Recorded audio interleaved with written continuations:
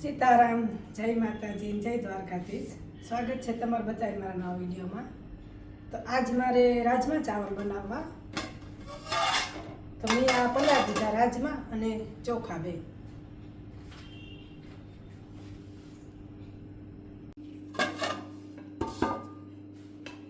તો જ્યાં મેં હાંજના પલાળી દીધા રાજમા અને આમાં ચોખા પલાળ્યા, એ મેં હવારી પલાળ્યા। હાલો તો હું બેની મૂકી દા, રાજમાની બાફવા મૂકી દા। ચોખાને બે પાણીથી ધોવા લીધા અને એ વેણ્યા માઇક્રોવેવમાં મૂકી દા।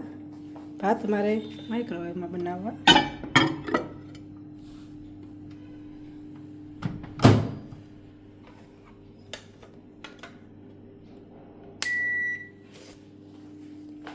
તો એ વેણી આથી ટાઈમ રાખી દા।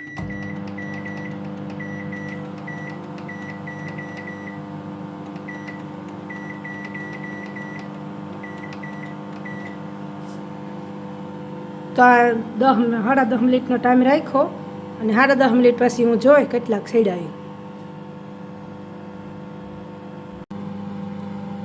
ને આ હું રાજમા બાફવા નાખેલા।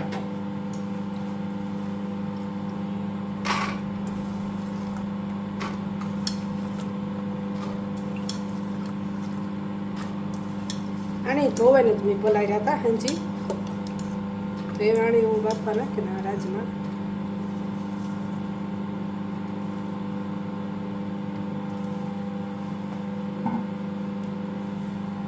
પાણી નાખી દઉં।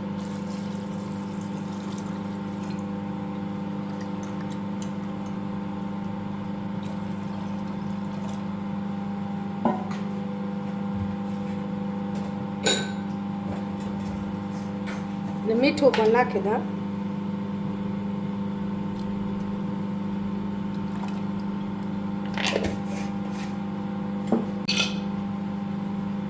તેમાં મીઠું નાખી અને ઢાંકણું બંધ કરી દઉં અને આથી ચાલુ કરી દઉં। તો આ હું 800 ઉપર રાખી 4-5 સીટીઓ થઈ જાય પછી જોઈ લે।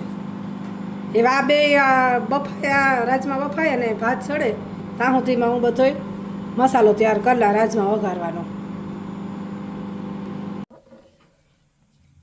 આમાં છે લસણની આદુની પેસ્ટ બનાવલા।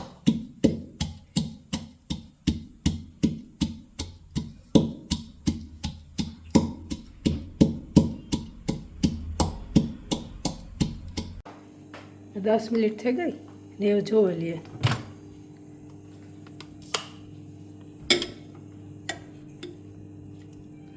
સડવા આવ્યા લગભગ ત્યાં થોડુંક પાણી છે ને થોડાક કાચી રહી છે, તો હજી બીજી આપણી 5-10 મિનિટ રાખી દઈએ તો થઈ જાય।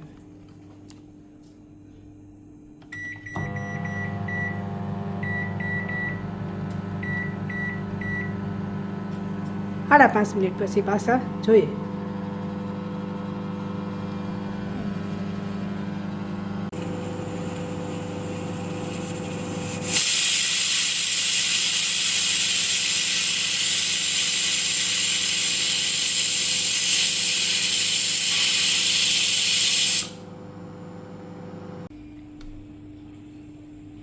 તો ભાત આપણે જોઈ લઈએ, ટાઈમ થઈ ગયો। સળેગા ભાત તા એ બહાર કાઢીને જોઈ લઈએ।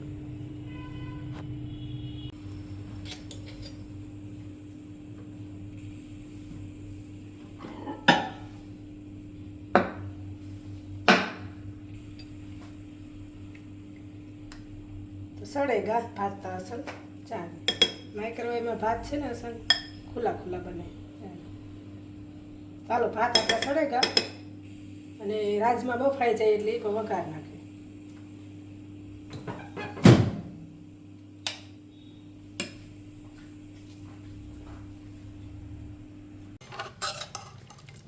તો આ રાજમા બફાઈ ગયા એ વઘાર નાખીએ। એ મેં આ ચોપર લઈ લીધું અને ડુંગળી અને ટમેટાની ચોપ કરેલી જીરા ગ્રેવી બનાવવા। તો પહેલાં ડુંગળીની બદલે ડુંગળી લઈ લીધી।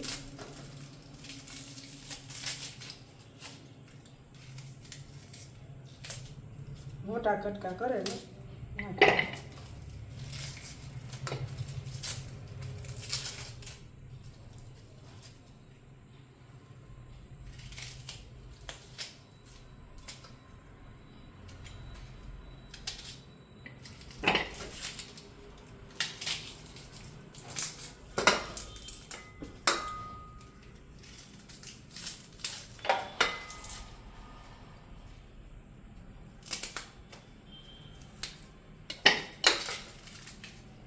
બે ગાંઠિયા ડુંગળીના લઈને 2 ટમેટા. પહેલાં ડુંગળીની કરલા ચોપ, પછી ટમેટા.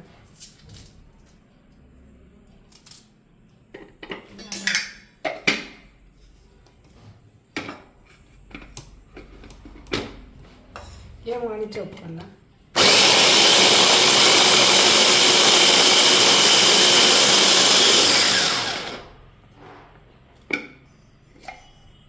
तो जीने चॉप थे આવી ચોપ કરી લેવાનું. પછી હું એનો કાઢી વાઈટ કરું.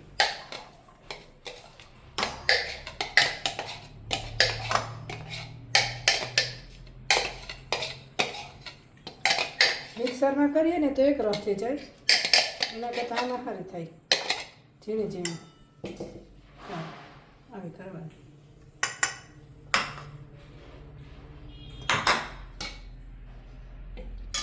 ये टमाटर कर लो.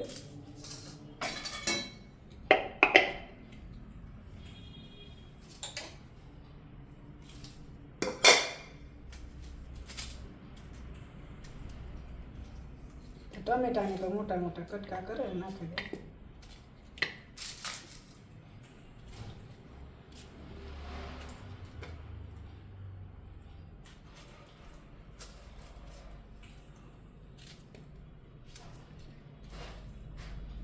टमेटो दौड़ ज नाखी हजू सारी देता ये हूँ टमेटा तो चॉप कर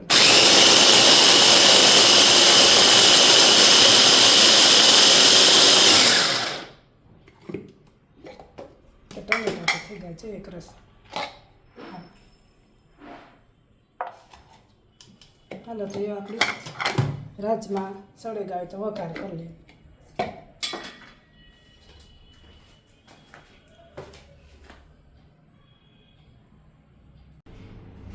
तो ये राजमा वघारवा हारू मैं बधाई मसाला ले लीधा અને આ તેલ મૂકી દીધું ગરમ થવા. તો હાલો તેલ ગરમ થઈ જાય એટલે વઘાર નાખીએ. તો આ તેલ ગરમ થાય 2 મેથીના દાણા નાખેલા. મેથીનો વઘાર મસાલો સિરાયું નાખેલા અને પછી જીરું વઘાણી હિંગ પછી આમાંથી આ સૂકા મસાલા તમાલપત્ર 2 તજ ભાજીઓ લવિંગ લીંબુ થોડું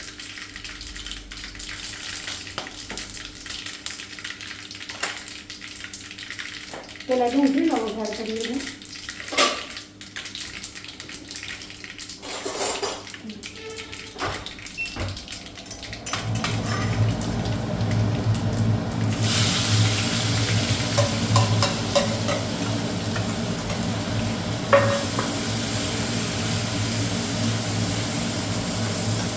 પહેલાં ડુંગળીનો વઘાર કરીએ.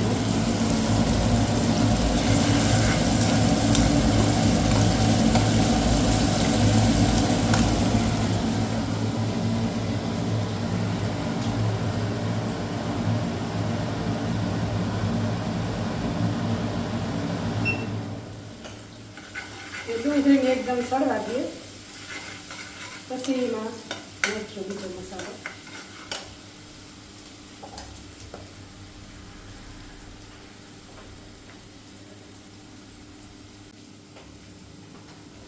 એ ડુંગળી જરાક કલર થયે એટલે એમાં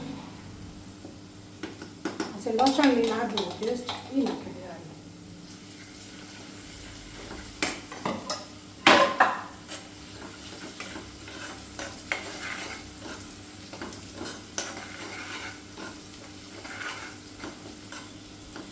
થોડુંક મીઠું નાખી દેવાનું. મીઠું બાફવામાં નાખ્યું હતું એટલે આમાં થોડુંક નાખવાનું. એ આપણે નાખી દીધું. આ ટમેટાની છે પેસ્ટ બનાવી દીધી.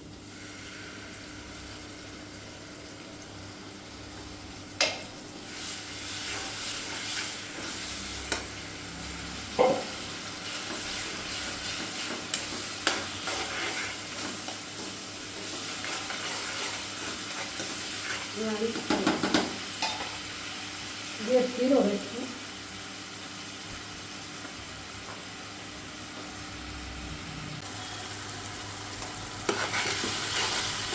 એ હું આમાં બધા મસાલા નાખી દઉં.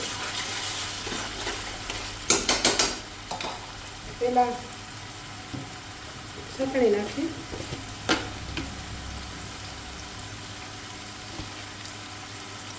દોઢ ચમચી એ ડુંગળી નાખી હતી ને, ચટણી ઓછી નાખી. પછી હળદર ને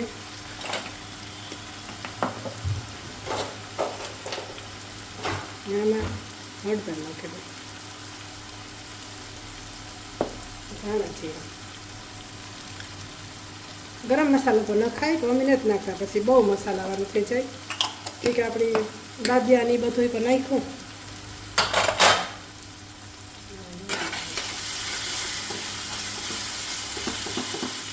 ટમેટા નાખીને પછી ચટણી નાખવાની, જેથી બરે નહીં, ન તો ચટણી બરી જાય.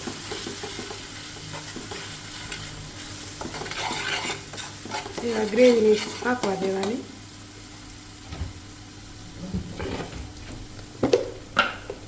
થોડીક ખાંડ નાખી દેવાની.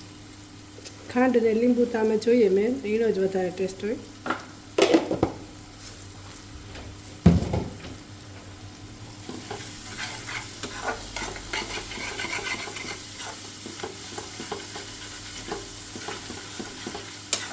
તો જા તેલ છૂટું પડે જાય ને પછી આમાં રાજમા નાખી દેવાનું.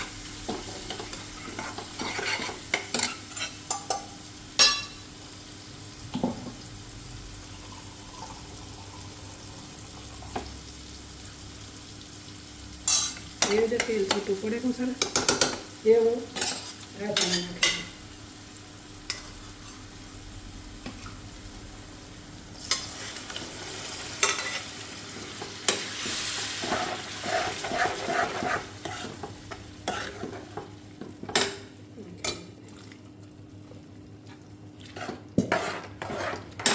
જે બાફવામાં પાણી નાખ્યું હતું ને એ જેવું નાખવાનું.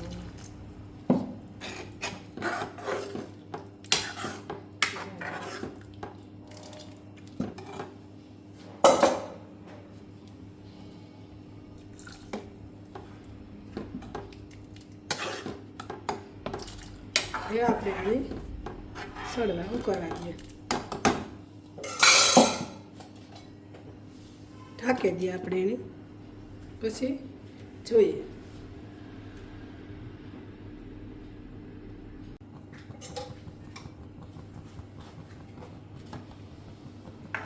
તો આ રાજમાં સળેગા એ હું એમાં લીંબુ નાખી દઉં.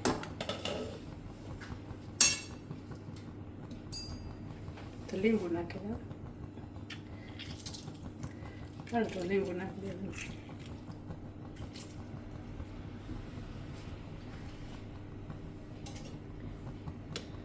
તો મેં આમાં લીંબુ નાખી દીધું. ધાણા ભાજીમાં ને ખલાસ થઈ ગઈ, નકર એ પણ ન ખાય. ને આ દેશી રાજમા છે એટલે આનો કલર બહુ લાલતા ન આવે.